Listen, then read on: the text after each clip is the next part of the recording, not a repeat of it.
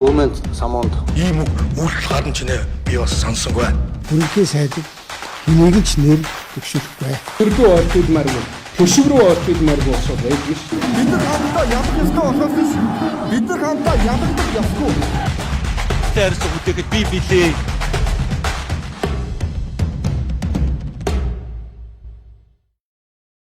Орон дөрөв үзэгчтэй энэ телевизлээс хамт байгаа та бүхэндээ баярлалаа. Лагын тойм нэвтрүүлгийн шинэ 7 хоногийн дугаар эхлэхэд бэлэн болсон байна. За бид бүхэн студид ярилцгаар усын хурлын гишүүн бүрүүжийн сайн зэрэг гишүүнийг урьж авчираад байгаа. Танд орой мэнд хүргэе. За танд бол үзэгчтэй бас орой мэнд хүргэе. За урилга хүлээж авсанд баярлалаа. За урьсан баярлалаа. Баярлалаа. За би бас нэг энэ баяр наадамд өгч байна. Энэ өдрүүдэд энэ олон нийтийн анхаарлыг татж байгаа нэг хуулийн төслийг та бас санаачлаад их хурлаар хилцүүлж байна. Нэг хоёр тус таны ахалж байгаа ажлын хэсэг төрийн өмчийн нэг бид бүхний одоо зовлон л гэж яриад байгаа энэ зүйлийг зэгцлэх тал дээр ямар шин шийдэл байна гэдэг нэг сэдв. За дээрэс нь бас хуульч гишүүний хувьд танаас би зүйлийн цэц дээр энэ гараад байгаа юм. Сүүлийн 1-2 шийдвэрүүд дээр зарим зүйлсийг бодлогын түвшинд асуух гэж урьсан. За дэлгэрэнгүй сайхан хариулаад өгнө гэдэгт итгэлтэй. За нэвтрүүлгийнхээ өмнө үзэгчтэй хамтран ажиллагч байгууллагатай танилцуулъя. Хүнсний манлай үйлдвэр хүнс групп хүнс комплекс хамтарч ажиллаж байгааг дурдах таатай. За мөн хурдан бас хэлбэр агс таатгал лагын тойм нэвтрүүлгийг дэмжиж хамтран ажиллаж байна. За цэцээс эхлэе гэж бодож байна. Яг тэр нөгөө баяр наадамтай холбоотой энэ хуулийг дэлгэрүүлээд асуух яриа өрнөх сэдвийн агуулга нь арай дэлгэрэнгүй байгаа учраас би дараагийн агуулга дээр яриа гэж бодож байна. За энэ цэцтэр сая нэг их судлаар шийдвэр гарлаа тийм ээ.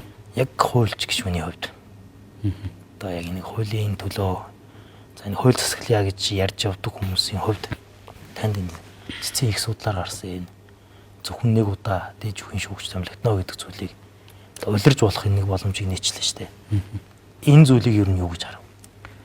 Яг нь ер нь зүгээр энэ нэг удаагийн ч юм уу ганцхан шийдвэртэй биш л дээ. Маш олон бас шийдвэрүүдийг бас л үр дагаврууд нэлээд ноцтой байдлаар бас гаргаад байгаа л бас заримдаа биш өмжилт хандаад байгаа. За би яг зүгээр эхний ээлжинд энэ шалтгааныг бид зөв бас онцлох хэрэгтэй байна. Ер нь зүгээр 92 оны үндсэн хууль баталснаас хойш цэцгийн тухай хууль, цэцэд маргаан шийдвэрлэх тухай хуулийг ерөөсөө сайжруулаагүй. Одоо асуудлаас болоод энд ингээд тийм дур зоргоороо ч юм шиг эсвэл ингээд өөрийнхөө одоо үдсэж байгаа үзмжээрээ ч юм шиг ийм байдлаар ингээд аяглах гэдэг юм одоо бүрийн эрхийг хэрэгжүүлэх тэр боломжийг бидэд бас олгосон учраас буруутгалж бас одоо хууль тогтоох байгуулалт бас байна. Ерөөсөө энэ хууль тогтоомжийг цаг үетэй нийцүүл сайжруулж явахгүйгээс болоод хит их бас хүнд найдаж штэ. За сайн хүмүүс байгаа учраас арайж энэ одоо гэдэг хүрээ хязгаар гэдэг юм уу гол төрлөөсөө гарахгүй байх гэж идэл бас ийм зүйлүүд бас одоо хальж гарах ч гэдэг юм уу хүрээ хязгаараа давах зүйлүүд гараад байна. Тэгэхээр энийг одоо эрх зүйт нийгэмд бол хуулиа сайжруулах. Тэгэхээр энэ цэцгийн хууль тогтоомжийг бас сайжруулаагийн үр дагаврууд бусад энэ төрийнхөө одоо бүтэц одоо тэгээ бусад тогтолцоондоо хүртэл одоо нөлөөлөх хэмжээний л асуудлыг үүсгэж ийн гэж би нэгдүгээрт энэ дүгэлтийг хэлмээр байна. За хоёрдугаарт яг шүүхийн тэр улсын дэд шүүхийн ерөнхий шүүгчийг дахин томилох асуудал уг нь шаардлагагүй гэж одоо шүүхийн шинжилгээг одоо хийж 2021 онд баталсуул 19 оны үндсэн хуулийн нэмэлт өөрчлөлт уялдуулаад шүүхийн тухай хуулийг шинжилснээр хариулахдаа энэ асуудлыг одоо шийдсэн. За гол асуудал хэд хэдэн ач холбогдолтой байсан. Ер нь зүгээр энэ төрийн албанд аль ч усаж юу ер нь сэлгээ ажиллах бодлого гэдэг бол хамгийн чухал зүйл байдаг. Нэг хүнийг одоо нэг албан тушаал дээр удаан суулгах одоо зүйл байх ёсгүй маа гэдэг л ийм ер нь хандлага яваад байгаа. Бидэд болохоор тухайн хүн бол мэрэгчживэл одоо тэр хүн эндээ суух ёстой гэж бас үздэг. Гэтэл одоо бусад улс орнууд ялангуяа шүүх эрх мэдлийн байгууллагууд ийм төрийн тодорхой ийм одоо манаач гэдэг юм одоо энэ тогтолцоог хамгаалж байгаа институтууд аль болох тийм бас удаан суулгах гэхээс илүүтэй ашиг сонирхлоос ангид байлгах тэр хүний хамгаалах тийм цаг хугацааны хүртэл хэмжээс тавьж ин л та.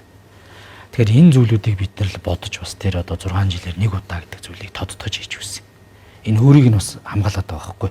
Хүн удаад ирэхээр ямар ч хүн бас тэгэл одоо дахин сонгох тэр гэдэг юм уу дахин томилогдох боломжтой гэж үзэх юм бол энийг хараас хөөцөлддөг. Хөөцөлднө гэдэг би зөв алтан дотор хэлчихлээ. Энэ дотор олон агуулга байна. дахин сонгогдохын тулд ямар нэгэн одоо үйл ажиллагаа явуулж эхэлнэ. Энд дээр нөгөө ерөнхийлөгчдийн хүртэл бас бид бүхэн энийг яриад нэг удаа гэдэг зүйл мэдхгүй тийм байдаг бас үүсчин. Тийм учраас би хаалт нотор хэлж байгаа хөөцөлдөх тэр зүйлүүдээс байх ёсгүй маа. Танд олгож байгаа таны хамт олноос буюу одоо улсын дэжүүхээс санал болгож штэ тэр ч дотроос гарч ирж байгаа. Тэндээс олгож байгаа 6 жилийн бүр эрхийг яг л одоо хэрэгжүүлээд тэр бүр эрх хугацаанд үр дүнтэй ажиллах хэрэгтэй штэ. Улсын дэжүүхийг тэргүүлж ажиллах хугацаанд. Тэгэхээр энэ бол хангалттай хугацаа гэж үзэж байгаа. Тэгэхээр ерөн цаанаас одоо юу гэдгийг ерөнхий шүүгчээр ажиллах боломжтой маш олон кандидатууд байна. Бидэд ямар нэгэн сонголтгүй болчиход байгаа ш. Нэгдүгээр шүү дээ. Ерөөсөө л гол агуулга юм. Тэгээ улсын дэжүүх гэдэг бол хууль хэрэглээний нэгдмэл байдлыг хангадаг. За хуулийг одоо тодорхой одоо хэрэг маргааныг эцэслэн шийдэж байгаа. За ерөн бол одоо шийдэж байгаа институт бол анхшаад. За тэгээд мэдээж тодорхой давцаалдах хэрэг процессын зөрчил байт юм уу? Тэр хэргийн хүрээнд хяналтаа явж гин. Сүүлд нь энэ одоо ерөн зүгээр хууль хэрэглээний хувьд бас зүг байж үү гэдэг бас тодорхой хяналтыг хэрэгжүүлж байгаа. Энэ бол онлын шүүх байхгүй. Тийм учраас одоо энэ дээр бас ингээд тойрох зарчмаар энэ чинь бас бүгд хэрэгтэй ш. Ийм байдлаар явах нь энэ шүүх эрх мэдлийн институцийн хувьд ч гэсэн одоо чухал юм. Тэгээ ерөн зүгээр яг бидэд нөгөө шүүх эрх мэдлийг үндсэн хууль хийхдээ бас жоохон алтаатай хийцээ. Энийг одоо нэг яг зөв хуульчийн хувьд хувь байр суурийг хэлж байгаа шүү.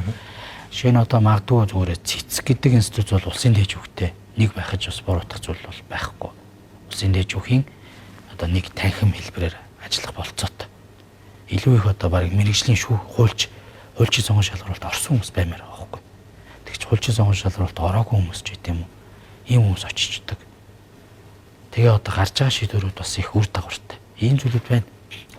За дээрээс нь авчиад шүүхүүдийг авчиад бид нар анхан шат давцаалтах шатны улсын дэжүүх гэж ангиллаагүй дүүргийн шүүх, сум дундын шүүх, сумын шүүх, аймаг нийслэлийн шүүх гэдэг ингээд орон нутгийн засаг зархаад уйдсан.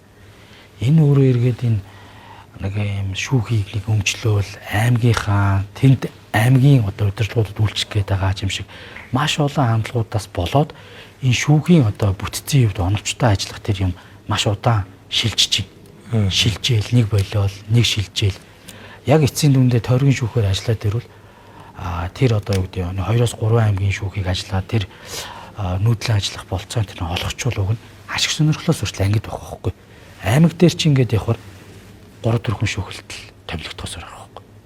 Тэгээд энэ сүултээ хувийн ашиг сонирхолч байт юм бүрэлдэхүүнээс гараа авчаар шүүн туслах ажиллагаа хүртэл залгартаад эхэлж байгаа. Тойргийн шүүх хөл нэгдэг чинь ядаж одоо нэг хэд хэдэн аймгийг дамсан одоо бүрэлдэхүүн ч гэсэн өргөжөөд ирэхээр ашиг сонирхлоос хүртэл ангид байдаг. Сонголт нь арай ариун болох нь шүү дээ. Тэгэхээр бидэд уг нь бол одоо ингээд хуучных шиг зам аргум одоо тийм муутай биш. Ийм болцоонууд байсан. Тэгээ энэ шилжилтүүд маш удаан яваад байгаагийн асуудлууд бас энэ үндсэн хуульд бас шүүх эрх мэдэлтэй холбоотой энэ зохицуултууд бас жоохон хит одоо бас нэг тийм явцсан байдлаар орцсон талтай байгаа. Энэ үндэ уягдаад ингэ шилжихгүй зүйлүүд ч бас байна. Тэгэхээр ерөн зүгээр том зургаараа хүн гэдэг чинь өөрөө тийм сайн одоо ёс зүйтэй сайхан зүйл бодож байж болно. Гэхдээ нэг албан тушаал дээр бас хит одоо байгаад байвал бас одоо тэндээ дасаж өөр зүйл сэтгэж бодож эсвэл жоохон цалгардаж ирдэг. Тийм учраас энийг одоо аль болохоор сэлгэх бодлого байдаг. Тэгээ би энийг бол нөгөө Япон солонгосын жишээгээр ярмаар байна. Энэ Азийн одоо соёлтой эрх зүйн тогтолцоотой орнууд ч гэсэн энэ бодлогыг барьж байна. Шүүгч бол эрүүгийн шүүгч хийж байгаа маргааш иргэний шүүхтэр ажиллах болцоотой байх ёстой гэж тэнд ингэж үзэж байгаа байхгүй. Нэгдүгээрт ашиг сонирхлоос ангид байх, хоёрдугаарт удаан байлгахгүйгээр тэр байгууллагын соёлыг бас эвдэхгүй байх. Дээрээс нь ингэж энэ мэдлгүүд шилжиж их. Энэ одоо соёл байх ёстой гэж үзэж байгаа байхгүй. Тэгээд харин эрүүгийн шүүхтэр байгаа хүнийг иргэний шүүх рүү шилжүүлэхдээ өөрийгөө бэлдэх хугацааг л өгдөг. 3 сар яг шүүхийнхаа академид суугаад шаардлагатай яг иргэний шүүгч болох ч өөний мэдэх ёстой юмнууд иргэн шүүхээс онцлог нь юу вэ? Энэ зүйлүүд л гоо ингэж чиглэдэг ийм бодлоор урьдсан. Тэгэхээр тэр их хүн ам ихтэй олон мянган шүүгч ажилтдаг хүмүүс хүртэл тэр сэлэх бодлогыг барьж хахад бид нар ингэ цөөхөлөө мөртлөө бараг нарийн ярихаар эн чинь нэг сургууль нэг ангийнх ингээл бас байчих гээд байдаг байхгүй их хэцүү. Тэгэхээр энэ аль болохоор л ингэ ашиг сонирхлоос ангид байх системдээ тэр одоо янз бүрийн хувийн харилцаа нөлөөлөлт системээ нураачгүй байх л тэр бодлогыг л бид нар барьж энэ шинжилгээ хийсэн байхгүй. Тэр ер нь танай хуулийн салбар дээр чинь нэг сургууль гэдэг чинь бас их очирч янцантай зүйл байдаг юм байл шүү. Ер нь их нэлээд ярьдаг юм байлаа. За үр дагаврын талаар би танаас асуудал. Ингээд өмнөх хин чинь ингээд нэг 16 оны 12 сард гарсан электр ерөнхийлөгчийн үед гарсан тэр шийдвэртэй яг төстэй шийдвэрийг үндэслэл гаргачлаа л да. Ингээд улирж болох болчлоо. Энд ямар сөрөг үр дагавар бий болох. Тэнд сөрөг үр дагавар гарсан шүү дээ. Тэгэл ерөнхийдөө нэг хүнийг нөгөө хөөцөлдсөн учраас хөөцөлдөж тэр хүн чинь болцсон учраас тэр хүнд чинь нөгөө захиа талбар өгөөд эхэлдэг ч юм уу. Ийм зүйлүүд болсон байхгүй.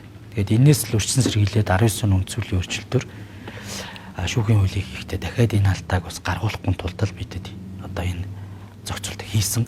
Би цэц бол өмнөх шийдвэрээ заавал дагах ёстой биш. Зарим шийдвэрүүдийг өөрчилж гаргаж байгаа шийдвэрүүд байгаа шүү дээ. Жишээ нь бүх хэрэг маргаан 3 шатны шүүхээр явж улсын дээд шүүхтэр дууснаа гэдэг энэ зүйлийг цэц шийдсэн мэс. Дараа нь зөрчил шалган шийдвэрлэх хууль дээр энэ гаргасан шийдвэрээ жишээ нь цэц өөрчилсөн байхгүй. Яасан бэ гэхээр давзаалдах эрхийг л хангах гэдэг үндсэн хуулийн ойлголт байт юм байна. Давах эрхийг хангаж байгаа буюу давзаалдах шатн дээр хэрэг маргааныг одоо эцсийн шийдвэр бүр ингээд эцлээ шийдэж болж байна. Шаардлагатай буюу хууль заасан үндслэл улсын дээд шүүхт хандах юм байна гэдэг байдлаар бид нар ойлголттой хүртэл өөрчлөлт энийг цэц шийдсэн шүү дээ. Тэгэхээр би энэ өмнөх төр гарсан буруу практик шийдвэрээ бас зас залруулах болов уу зүгээр найдажсэн.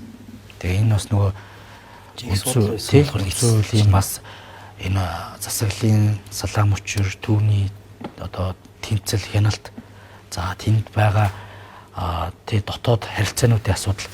Тэгэхээр бид нэг ярихаараа хит их дандаа улсын хуурал засгийн газрынхаа ямиг яриад байгаа бол шүүх эрх мэдэл гэж энэ хоёрын нэг эрх мэдлийг хяндаг институт шүү дээ. Гарч байгаа шийдвэрийг хянаж байгаа цэц маань. Одоо тэ тодорхой эрх ашигуд иргэний эрх ашиг хүндэгжүүл тэнд эрх ашигыг хамгаалж шийдвэр гаргаж байгаа. Тэгэхээр ийм зүйлүүд дээр ерөнхийдөө бас ийм ус трус ч гэдэм үү тийм хаалтан дотрол нөгөө нэг хөөцөлгөөтэй зэвэн байж болохгүй л гэдэг. Тэгээ яг зүгээр одоогийн ерөнхий шүүгч бол дахид дэвшихгүй маань гэж би зүгээр ойлгосон. Тийм мэдээллийг бас тамгын дараа гаргасан байлээ. Тэгээ яг зүгээр гол бас одоо авууштай гэдэг юм уу бас баярлаад байгаа нэг зүйл байна. Ерөн зүгээр яг хуулийн хэм хэмжээ гэдэг бол араас нөгөө ёс зүй одоо нийгмийн бусад хэм хэмжээл дэмжиж өгч ич тэр их хэрэгждэг байхгүй. Бусдаар их хатуу.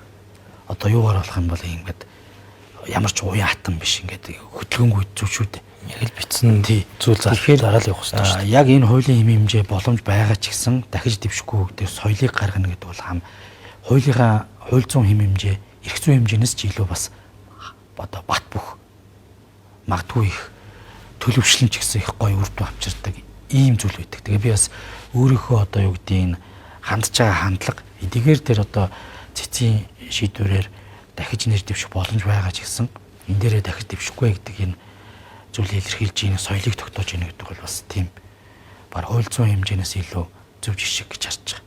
Илүү их бас байгууллагынхаа системийн соёлд бас зөв жишг болов гэж зүгээр харж байгаа.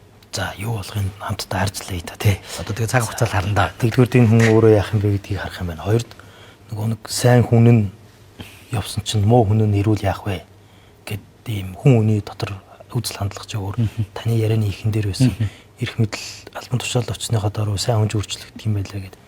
Тийм зүйл бий болох үү. Энэ цэцтэй холбоотой дахиад хас нэг зүйлийг асуугаад сэдвээд усгаж энэ танах их хурл яагаад ажиллаа хийхгүй байна. Одоо их хурлын даргатай холбоотой юу, та бүхэндээ холбоотой юу? Гişүүдэд томилж чадахгүй байна цэцэн гişүнэ. Одоо харин тийм нэг зүйл байна. Тэгээ яг одоо энэ 2 жил ингээд бас ус төрчихлөө яг үнэндээ хэлгээд. Тэгээд ийм ус төрчсний л үр дагавар ингээд олон дарга зэрэг солигдож байгаа учраас л энэ асуудлууд байна. За одоо ингээд цэцэн нэг гişүүн бас усын хурлын хамгийн дарга болоод ирсэн байж байгаа. За цэцэн дарга хийж байгаа цэцэн нэг гişүүн маань бол одоо бүрийн эрхийг хугацаад дууссан. Тэгээ энэ хоёр хүний орон гол гарч ийн. Тэгээд энийг бас тодорхой хэмжээнд шаардлагыг хангаж байгаа энэ хүмүүсүүдээ бол хурдан томилоод бас явах зүйтэй. Ер нь би бас Тэмүүжин гишүүний дээр бусад гишүүний гаргаад байгаа зарим үнцүүдийг бол би бас ойлгож дэмжиж байгаа. Одоо ингээ бүрэн эрх тус зүүнээр ядаж цэцэг өдөрдүүлмээргүй байхгүй. Яг үндэ хэлгээд одоо баясаа дарах чинь би одоо хамт ажиллаж исэн. Хувийн талаас нь мэднэ. Хууль зүйн юмд хоёр хамт тэгэхээр одоо би бас яг үндэ хэлгээд энэ хууль эрх зүйн тодорхойгүй орчин зарим юм сайн үнийг ч гэсэн муухай харагдуулж чадаад байгаа байхгүй. Тэгэхээр би бол энэ цэцгийн хууль тогтоомжийг одоо сайжруулахын ажлыг маш удаан хийж байгааг л бас буруутгалыг би бас тэнд нь илүү их жинд дарж өгöd. Яг зөвхөн хууль зүйн дотоод хэргийн яамд байхдаа бид нар цэцгийн хоёр хуулийг одоо үндэсний аюулгүй зөвлөлийн бямж аргал одоо цэцгийн гишүүн мөнгө сайхан би манай тухайн яамд ажиллаж исэн ахлах шинжээ цолон бид дөрөв суугаад бүх араа мэн зангидаа босгосон. Тэгээ босгоод улсын хурлын ажлын хэсэг буюу тухайн мөнгө хөргөл гишүүн шилжүүлж өгöd тэгэл ерөнхийдөө ингээл хүмүүний гар дамжаал батлагдахгүй л яваад байгаа юм төсөл яваад байгаа. Тэр энийг л одоо яахааргүй хурдтай одоо батлуулъя. Ингэж бас нөгөө бие биенээ нэг хардаад эсвэл одоо нэг ийм нөхцөл байдал үүсэнгүүт нэггээр нь одоо бас дэвргэж ус төр хийгээч гэх юм уу. За үнэхээр одоо яг зөв бям цогц даргаыг бол энийг хурдан хийгээсэй л гэж бодож байна. Хурд нь нэрээ оруулж ирсэн. Тэгээд яг үндэ яг сарл болж ил тэ сар жоохон өнгөрч байна. Тэгээ одоо бас чуулган тусаас өмнө энийг цэгцдэг ёстой л гэж бодож байна. Заавал цэгцлэх ёстой л да одоо хүн чинь бас нэг юм одоо ямар томилох хүн байхгүй болчиход байгаа биш үү? Тэгээд бас сонголтууд байгаа болгүй дээ. Байгаа байлгүй дээ. Ирэх үеийн 30 жил бол тэрний өмнөх жилийн чинь бас олон хүмүүс бас явж ирсэн хүмүүс байна гэдэг. Гадаад дотоод сургуульд төгссөн сайхан боловсруучгүй зөндөл биш дээ. Төрийн Тэгээ ер нь бол онлын шүүхтэй хөвшилж бай. Яг үндэ хэлэхэд цэцгийн гишүүд болоод энэ хуулийг бас сайн залруулж өгөх юмуд байна.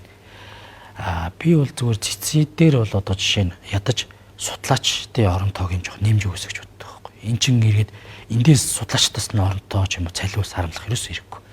Тэр 9 гишүүн байна. Ядаж одоо судлаачд нэг 2-2. За эсвэл одоо нэг салбар эрх зүйгээс амьлагдаад яг нэг үндсэн хуулийнхаа одоо эдийн засаг гэдэг юм үндсэн хуулийн эдийн засаг нөгөө хүний хувийн одоо өмч талаасаа судалдаг судлаачид за ингээд үндсэн хууль болон төрийн байгууламж талаасаа судалдаг гэд хэсэг юм сайн судлаачдыг авч өгөөд бас их сайн судалгаа хийж ажилласан энэ онлайн шийдвэрийг гаргахгүй бол бас энэ явцсан өрөөнд үг хөгөөд үгчилж бас тайлбарлаад үндсэн хуулийг байгаад байвал улам энэ үзэл санааг л агшаагаад байна гэсэн үг. Улам жижигрүүлээд байна. Үндсэн хуулийн цэг таслуулган бас одоо утга агуулгыг бас бүр харагдж байгаагаас ч том байх болцоод. Тэгээ тэрийг одоо ингээд онлын хувьд одоо юу гэдэг анх тэр одоо юу гэдэг үгчилж тайлбарлахгүй байх хэрэгтэй гэдэг би байр суурьтай байдаг. Илүү их цаад агуулга утгыг гаргаж ирчих ёстой.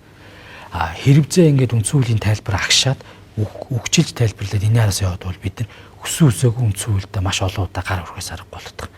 Тийм учраас энэ үндсэн хуулийн бас доктортой байдал энэ утга санааг дэлгэрүүлж бас зөв ойлгохын тулд энэ тайлбар буюу үндсэн хуулийн цэцгийн дунд бол их судлалын шийдвэрүүд их оновчтой зүг гарах хэвээр. За яг сүүлийн үед их судалгаа зузаан гараад байгаа бол шийдвэрүүдийг яг тогтоох хэсэг шийдвэрлэж байгаа хэсгүүд дээр бол ингээд харамсалтай зүйлүүд гараад байгаа байхгүй. Баахан ингээл нэг юм ишлэл татаал ингээ хийж л байгаа юм л та. Тэгтэл одоо яг зүгээр ахицуд байгаа боловч бас яг тийм зарим зүйлүүд бас алдаа онотол гарч байна. Тэгэхээр би бас яг цэцгийн хууль тогтоомжийг бүхэлднийг шинжилээд ядаж одоо парламенттайгаа яаж харьцах уу гэдгээс шийдмээр байгаа байхгүй. Одоо цэцгийн гишүүд чинь ядаж ингээд шийдвэр уншиж шууд гар авчиж байгаа. Тэнд ингээд бидэд яагаад гэдэг зүйл юм байхгүй. Яг зүгээр сүүлийн үед цэц шийдвэр дээрээ хуучин бол зүгээр үнцүүл зөрчсөн гэдээ гарчдаг байсан бол бас ийм юмнууд бас харгалзаж зөрчиж байна гэж бас тайлбарлах гэдэг болчиход байгаа. Сайжраад байгаа зүгээр яг анзаарвал бас одоо бас тэгтэл хийх юм их байна.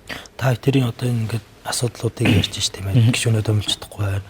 Процессын хувьд ингээд өнгөрсөн 10 сард хилцэжсэн тэр асуудлууд дээр зөндөө 11 сарын үеийн шүүмжүүдгээ сая энэ үйл явц гэдэг. Энэ бүгд нөгөө таны саяхан хэлээд байгаа цэцгийн хуулийг л илүү оновчтой нарийн одоо алдаануудаа зассан байдлаар хийчих ёстой. Энэ ингээд тэрцээргүй одоо хуулийг нь бичлцээ явж исэн хүнийг хоёр заавал ингээд засгийн газар гэж юм хуулигээд ингээд авахгүйгээр гишүүд нийлээд та өөрөө манлуулаад энэ цэцгийн хуулийг юу юм яг ажлын хэсгүүд бол гарчиж байгаа юм. Тэгэхээр би бас зэрэгцүүлээл ингээл бас те ажлын хэсэгтээ бас зэрэгцүүлж юм хийгээд байгаа хэцүү. За ерөн бол тэгэл хууль тогтоомжийн нэг 85-90% засгийн газраас орж ирдэг байсан шүү дээ. Та өнгөрсөн парламентаар хэлэлцсэн хууль тогтоомж болон батлагдсан санаачилсан хууль тогтоомжийн кодыг нэг үзүүлэлтийг нэг эргэж болдог бол одоо нэг талаараа.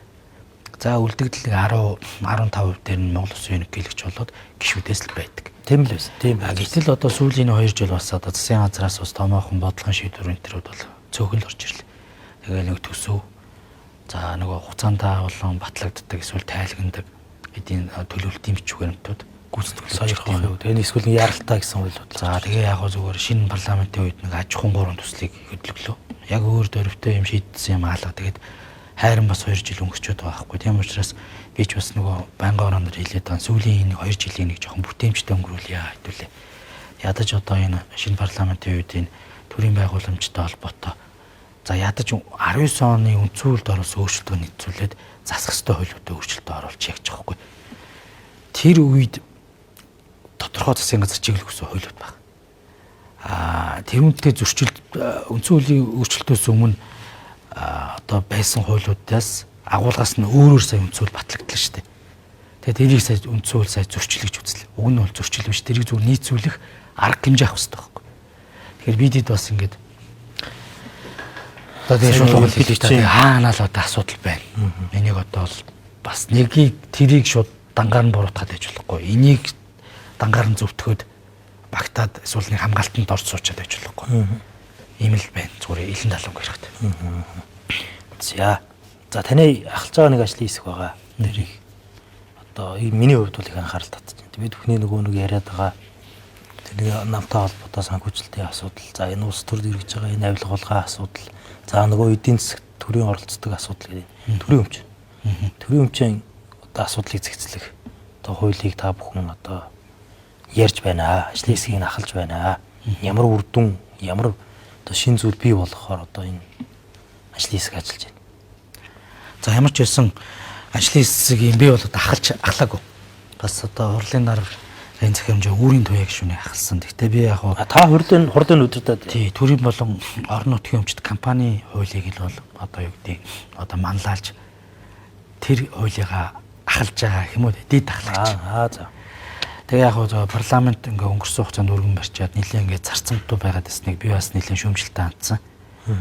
За одоо ингээ 29 хүнтэй ажлын хэсэг ажиллаад за 29 хүнээ бас цуглуулах гэж бас олон юм болж байна. Тэгээд яг өчтөр бас нэг 16-7 гишүүн маань цуглаа бид нар бас эхнээсээ бэлтгэсэн зарчмын зөрүүтэй саналуудаа хураагаа явуулжсэн чи төрийн байгуулалтын байнгаараа бас дуудагдаад би нөгөө баяр наадмын үйлээ танилцуулах болоод тэгээд төр зогсоогоод одоо ингээд бас тэгээ байнгын ороонуудад авахцаад эрх нэгтгэлгүй шилжүүлчлээ. Тэгээ энэ хаврын чуулганд энэ хуулийг бол батлая гэж бодож байна. Ер нь нэлээд томоохон суур өөрчлөлтүүд болж чадах болов гэж бодож байна. Яг үндэ хэлэхэд одоо энэ төрийн өмчт компани ашиг алдагдлыг одоо бич бараг хилээд байлтгүйгээр л бараг иргэд мэдж байгаа. За 100 орчим компани сая бас засгийн газар өнгөрсөн 7 хоногт бас нэг 10 орчим одоо компаниг татан буулгах шийдвэр гаргалаа. Тэгэхээр яг зөвөр төрийн өмчийн компанигүй одоо компани октоосоо байхгүй ус оромч гэж байхгүй. Одоо туушрахгүй байх хэрэгтэй. Тийм. Менежментийн хувьд яах юм бэ л гэж ярих шүү дээ. Би гол одоо асуудлыг хэлэх гээд байгаа нь ерөөсөө энэ хууль дээр бол туушрал байхгүй. Бид нар тодорхой хэмжээний өмчтэй байна. Тэр одоо либерал эдийн засагтай гэж байгаа капиталист одоо тэр энэ зах зээлийн эдийн засагт орнооч төрийн өмчт компани байна. Тодорхой салбарт нь байна. Харин яг таны хэлж байгаа менежмент засаглал энд хяналтаа яаж тавьж чадах вэ?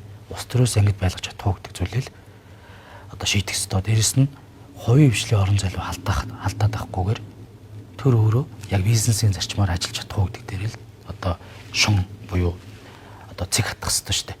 Энэ хүрээндээ л энэ хууль одоо байгаа. За тэгэхээр яг зөвхөн томилгооноос эхлэе гэж бодож ус төрөөс ангид байх энэ асуудлыг нийлэн одоо хатуу хуульчилж өгч байгаа. За засгийн газраас өргөн барьсан хуулиас бид нар бүр ахиулаад хараа тус гишүүн нийт туцын гишүүний одоо 50-с дээш өвн байхаар оруулж ирж байгаа. Энэ бол цэвэр одоо сонгон шалгуулалтаа маш зөв хийж чадах юм бол яг мэргэжлийн одоо этгээдүүд томилогдно гэсэн үг. За мэргэжлийн этгээдүүд томилогдож байгаатай холбоотой цалин урамшууллыг өгнө.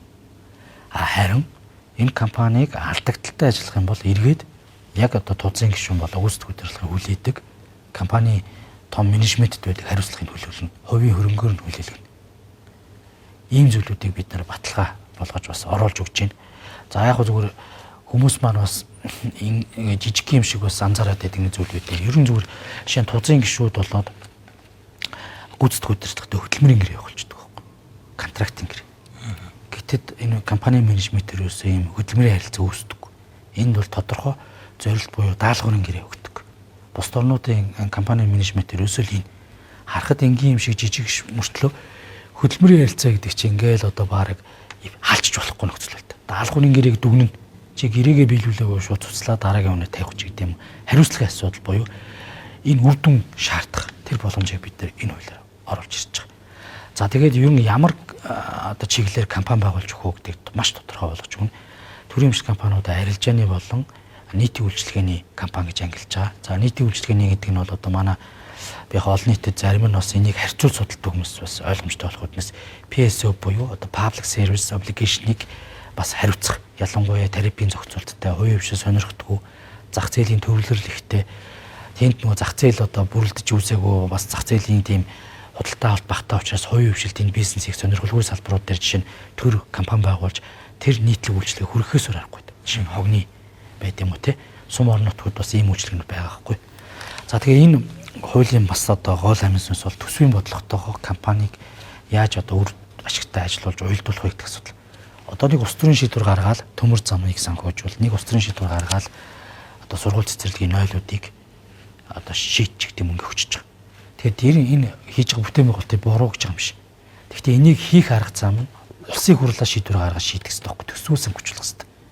Харин төсөвдийнхээ орлогыг бүрдүүлэхийн тулд татварын орлогоос гадна татварын бус орлогын ногдол ашгаал бид нар илүү авах бодлого барих хэрэгтэй шүү дээ. Компани үр ашигтай ажиллаж.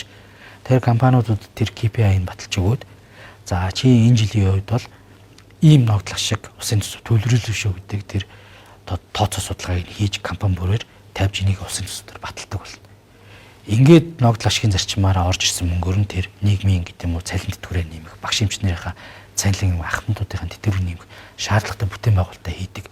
Ийм чиглэл рүү орохгүй бол нэг тузын эдийн гишүүн эсвэл улс төрийн тодорхой одоо сүүхэттэй гэдэг юм одоо овсгоотой эсвэл сэргэлэн гэдэг юм сайд нь нэг шийдвэр гаргуулаад нэг төсөл хөтөлбөр санхүүжуулаад явах юм бол энэ төрийн өмчт компани засаглаа гэж хэлээд байгаа яриад ах зүйл ерөөсөө байхгүй болчихж байгаа. За тэгээ хамгийн сүүлд нь төр өөрөө зохистой хэмжээнд энэ өмчүүдийг авч үлдэнэ. Би түрүүн хэлсэн. Заавал бүгдийн 100% өмчлөн төр өмчтэй байх гэхээс илүү эсвэл бүгдийг хөвчлөн гэж туушрахгүй. Голынх нь баланс нь юу вэ? Холимог өмчийн хэлбэр. Холимог өмч буюу одоо mixed ownership гэж ярьж байгаа. Одоо компани өмчлөлийг одоо хувьцааг 100% үзэх юм бол төр нэг одоо 49% авч үлдчихэ 51%-ийнхаа 26% мэрэгжлийн хөрөнгө оруулагчид 25% нь ард иргэдтэй хувьцааг нь санал болгож болж штэ. Ингээд бүгд энэ дээрээс ашиг хүртдэг, баялагаас ашиг хүртдэг боломжийг бүрдүүлье. Тэгээ энэ одоо яг зөв шилжилт хийжсэн орнууд бол энэ ард түмний хувьцаач гэдэг юм уу? Энэ зүйлүүдийг бол нэлээд хийсэн. Би жишээ нь одоо Эрдэнэтийн тодорхой хувьцааг за нэг 10-20% хувьцааг ард түмэндээ компаниудад биш, гадных нь биш. Зөвхөн Монгол улсын иргэдэд өмчлүүлэх эзэмших байдлаар санал болгомоор байгаа. Биржээр. Ийм зарчмыг энэ тогтоож өгч байгаа. За дээрээс нь зарим одоо уул уурхай стратегийн салбаруудад хамгийн түрүүнд хэлээ орон нутгийн иргэдэд санал болгох. Тэгээд энэний дараа нийт бусад иргэдтэй санал болгох байдлаар ингээд шаталж бас хувилбаруудыг хийж өгч байгаа. Тэгээд яг гадны дотны жишээ яхаар бас атаархаад сая Узбек гэхэд хөрөнгө оруулалтын сан байгуулад тэнд бас төрийн эмчт компанийнхаа тодорхой хувьдыг нийлүүлээд тэр хөрөнгө оруулалтын сан дээр одоо хувьцааг нөглөө. Тэгээд мэрэгжлийн одоо хөрөнгө оруулагч тэрийг хувьцааны үнцнийг өсгөх гэж байна. Тэн дунд нь Узбекийн бас ашигтай ажилладаг компаниудаас нь дундаж компаниуд байгаа хгүй. Дундаж компанийхаа тодорхой хувьцааг эндээ багцлаад өгөнгүүд нь тэр нь татагдаж IPO Лондон дээр хийгдээд үнцийг өсөж байгаа. Ийм ухаалаг байдлаар ингээ үнцнийг өсгөөд явах бүрэн болцоо байна. Тэгээ энэ хуулиар одоо батлаад явах юм бол энэ одоо иргэдэд төрийн эмчт компани яг хувьцааг бодиттой эзэмших. Тэрнээс 1072 гэдэг одоо нэг жоохон хэцүү байна шүү дээ. Тэгэхээр энэ бол яг би тэр чиглэл рүү явуулна гэсэн байдлаар хуулийн төслөө харж хийж байна. Тэр менежменттэй холбоотой болон за дэмжлэг гэдэг хоёр асуулт байна. Эхлээд би менежментийн асуулт энэ маш олон төрийн өмчт компани 100 гаруй байна те. За орон нутгийн өмчтгээд ингээ яваад байгаа. 5-600. Эднэрийн чинь нөгөө алдагдлын юмнууд нь бас ингээ асар их байна. Бараг л алдагдaltaй ажиллах нь бараг тэр хүмүүсийн зорилго юм шиг болцоод ийн гэдэг яриа гараад байна. Тэгэхээр энэ дээр ямар асуудал үүсчихэд байна гэхээр нэгдүгürt мэргэжлийн бус, хоёрдугаар тэнд нөгөө улс төрийн томилгоо яваад байгаа учраас тэр компани дээр чинь нэг ажил хийж чадахгүй, ашигтай байлгах чадахгүй байгаа шүү дээ. Менежментийн сайжруулаад одоо гадны ч юм уу эсвэл дотоодын аж ахуйн нэгжүүд хэсэг одоо төсөл бичсэн залуучууд ч юм уу аваа явлаа гэж бодоход ер нь энэ төрийн өмчт компаниудынхаа хэдэн хувь дээр нь за жишээлбэл том аж ахуйн нэгжүүд рүү яаж орох боломжуудыг нээж өгч байгаа. Таны хэлдгээр төрийн өмч нөгөө багасгах гэдэг нь ингээд бүгдийг байхгүй болгоод өмчгүй болно гэсэн зүйл биш үү? Тодорхой хувь нь заавал төрийн анхаарал дээр байх ёстой хэсэг байж болно. Хамтын одоо mixed ownership нь байж болно. Гол нь менежмент. Тэндээс л нөгөө нэг ил тод хяналтал гарч ирэх. Харин тэгээд одоо ингээ болсон болоогүй маш олон компани хувьцааг төр эзэмшихгүй гэж. За ер нь бол засгийн газар 34-өөс доош буюу одоо хяналтын багцаас доош хувьцаа эзэмшихгүй гэж байгаа альж компани төр. Тийм одоо компани хувьцааг шүүгэн шийдвэрээр ч юм арбитрийн шийдвэрээр эсвэл одоо ингээд янз бүрийн хилцээрийн хүрээнд орж ирэх юм бол тэрийг шууд арилжаал хийж байгаа. Хяналтын багцаал дээшээ байвал байхгүй бол аливаа компани тийм жижиг хувьцаа эзэмшигчийг эрхийг төр хэрэгжүүл хэрэггүй гэж үзэж байгаа. Нэгдүгээрт. Тэгэхээр энэ олон компаниудаасаа бид нар салах. За хоёрдугаарт яг хувийн хвшилтээр ялгаагүй зарчим бай. Тэрнээс биш нэг компани байгуулангуудад төр төсөл лицензийг шууд шилжүүлээд өгч болохгүй байхгүй. Уулуурхаа эрхлэгч бол яг л хувийн хвшилтэд адилхан өрсөлдөд явах хэрэгтэй. Адилхан лиценз авдаг байх хэрэгтэй. Адилхан шаардлагыг хангах хэрэгтэй. Тэрнээс биш одоо ингээд үндсэндээ нэг тэр ч бас төргийн гэхээс илүүтэй бас нэг цайд дарга нарыг бизнес олчих гээд байгаа байхгүй. Тийм учраас энэ зүйлүүдийг огтосоо байхгүй болгоё. Хоёрдугаарт яг өөрөө чи хэлж байгаа тэр энэ олон нийтийн хяналтыг л одоо сайжруулах энэ үйл явцыг бид нар дэмжиж өгье гэж байгаа. Ингэж ижил энэ зүйл сайжирна. За бас бидний нэг сэтгэхгүй шүү дээ. 1990-ад оны дундуур өмч өвчлийг цөөхөн хэдэн хүмүүсийн төвлөрөл бий болгоцсон гэдэг дээр эмзэглээд байгаа учраас энийг аль болохоор нийт Монгол улсын иргэдэд хүртээмжтэй байдлаар дээрэс нь яг энэ салбарт одоо оруулах болцоотой мэрэгжлийн хөрөнгө оруулагч нар буюу тэр нь дотоод гадаадын аль аль нь байх болцоотой байж байгаа. Энэ нөгөө нэг нийгмийн даатгал буюу тэтгэврийн сантаа ч гэсэн уялдана.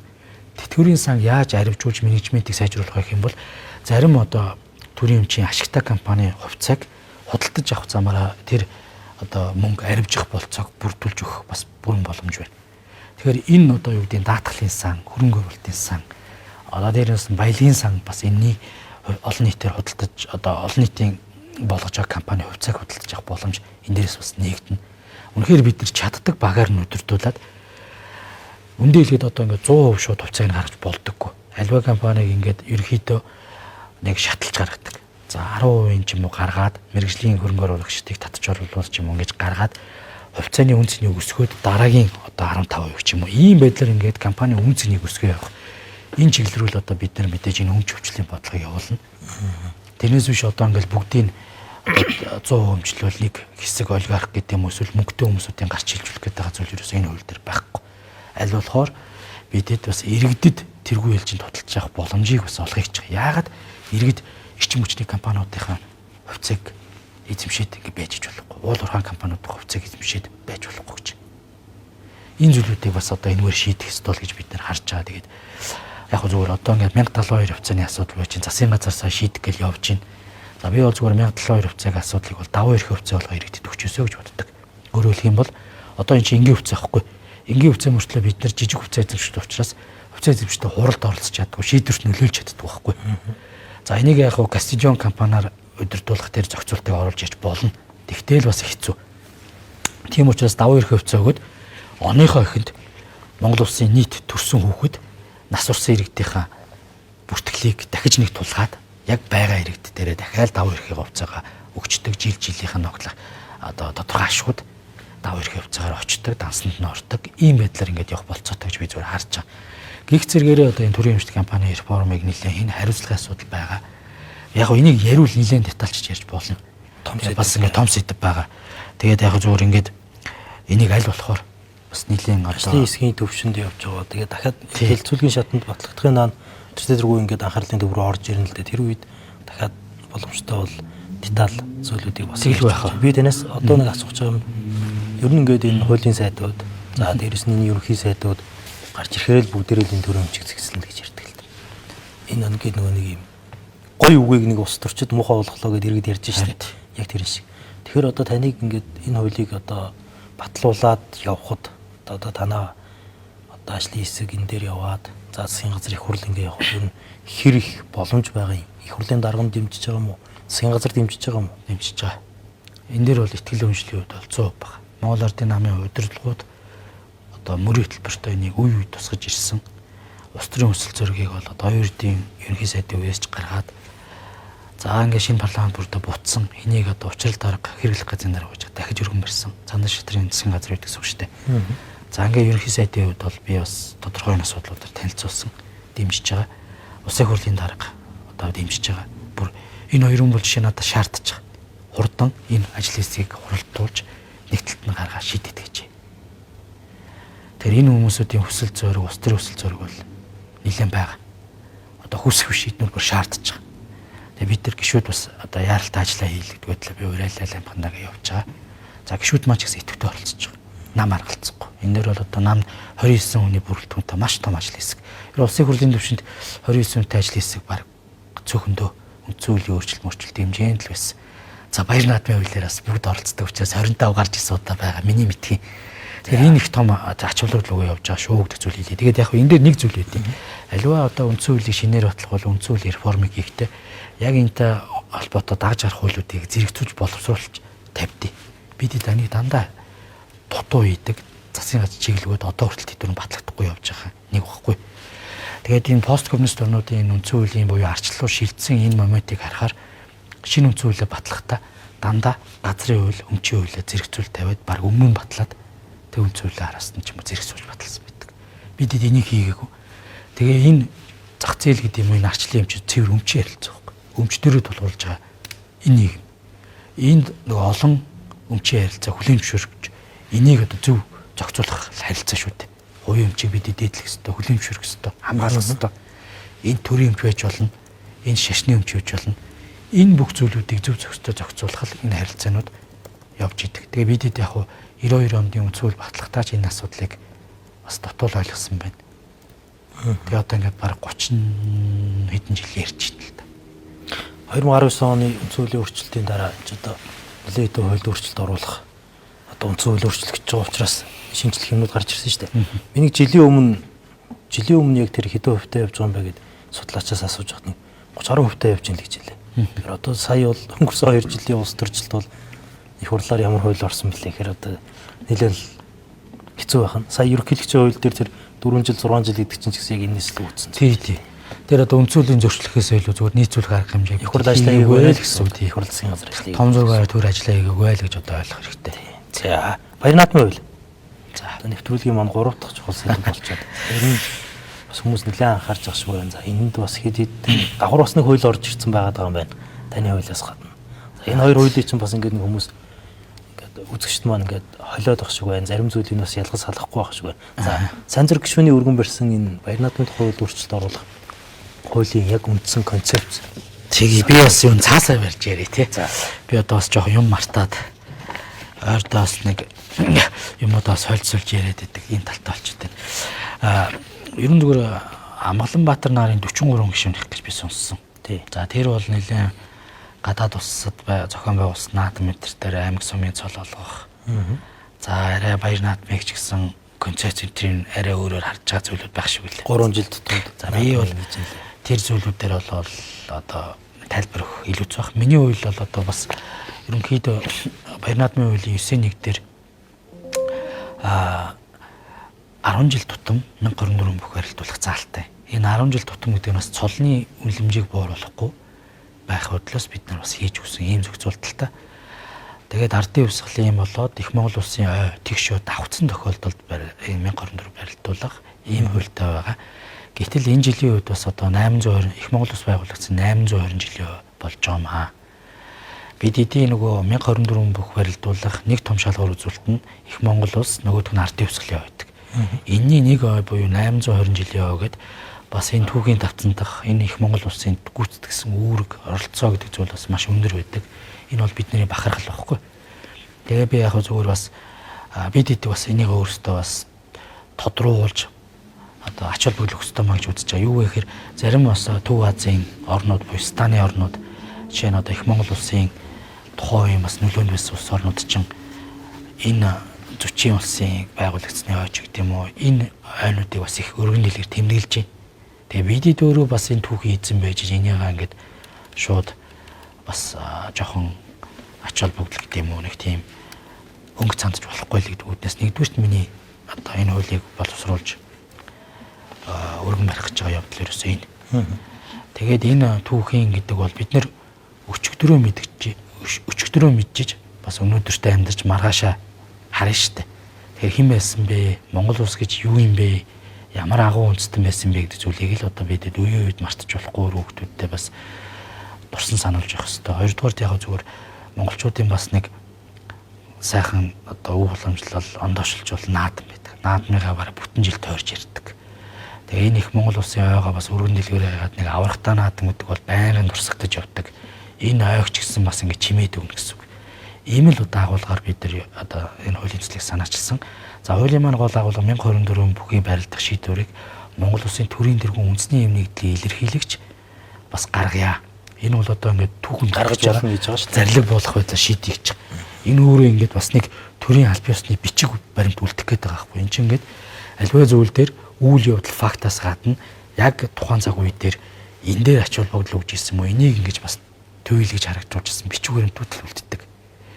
Тэгээ энэ зүйлээсээ би бас ингээд төрийн тэргуун ёслол төгөлдөр энэ их Монгол улс байгуулсан 820 жилийн ойг тэмдэглэх зарлиг буулгаад энийгээ одоо баяр наадмынхаа хүрээнд бүхий барилдаан ч гэсэн өргөн дэлгэр зайхан наадъя л гэж одоо санаачилсан. Ерөөсөө гол агуулга маань энэ байна. За дагаж мөрдөгч өмнө үйлдэлтэй холбоотой нэг зохицуулт. Нэлийн хүмүүс одоо яг тэмлүүл анхаарал тагш байна. За тэр асуудал юу вэ гэхээр энэ баяр наадмын харилцааг 2003 онд хуульчилсан. Би үг нь бол баяр наадмын хуулийг бараг хуульчлах ёсгүй харилцаа гэж боддог байхгүй. Энэ төрийн уламжлалынхаа уран шийдэж болох л байсан. Гэхдээ одоо нэгэнт хууль 2003 онд хуульчилсан учраас би одоо энийг зөв буруу гэж одоо яриад байх шаардлага байхгүй. 2003 онд хууль батлахдаа өмнө нь нөгөө бүх үндэсний бүхий барилдаанд цолны болцол хангацсан байсан хүмүүсүүдийн асуудлаа бүрэн шийдлгүүр орхитуулсан байсан. Тэр хүмүүсүүд нь одоо амьд зэрэг байгаа хүмүүсүүд нь ингээл бүхий холбоо баяр наадмыг зохион байгуул хооронд л ингээл удаадараа ханддаг ийм зүйл байдаг байхгүй. Төрүүчээсээ одоо өргөдөл гаргасан хүмүүсүүдийг би бас листүүдээсээ бүхий холбооноос гаргуулад авчирлаа. Би бас хэлчихье гэж бодож байна. 17 бүхий. Хоёрдугаар асуудал юу гэхээр энэ хуулийг бас харуулчих гэж бодоод байна. 22 оны 7 сарын 1-ний өдөр баталсан үндэсний их баяр наадмын тухай хуулийг дагаж мөрдөх журмын тухай хууль ит. Энэ журмын тухай хууль дээр ардын өвсгөлийн 100-101 жилийн ог тохиолдуулан үндэсний бүхий цолны маргаантай асуудлыг Монголын үндэсний бүхий холбооны саналыг үндэслэн нэг зарчим нэгдсэн журмаар холбогдох хууль тогтоомжийн дагуу эрх бүхий итгээд шийдвэрлэж болно гэж заасан байхгүй. Нөгөө 100-101 жилд маргаан дагуулад байгаа. Тэр чинь шийдэ гэдэг чиглэлийг өнгөрсөн парламент шийдсэн. Тэгсэн чинь энэ ингээд эрх бүхий байгуулах гэдэг нь хин юм бэ гэдэг дээр жишээ нэг гацчихж байгаа байхгүй. Тэгэхээр миний хууль бол ерөөсөө энийг процессчулж өгөө. За дээрэс нь практик нэг маргаан юу үсчээд байна гэхээр энэ 21 онд болсон бүхий барилдаанаас гадна нөгөө морины энд тэнд болсон бүсийн наадмууд болоод тэр баяр наадмуудыг тооцоод уяачтан цулаа авцсан. Сурын харвачтан цулаа авцсан.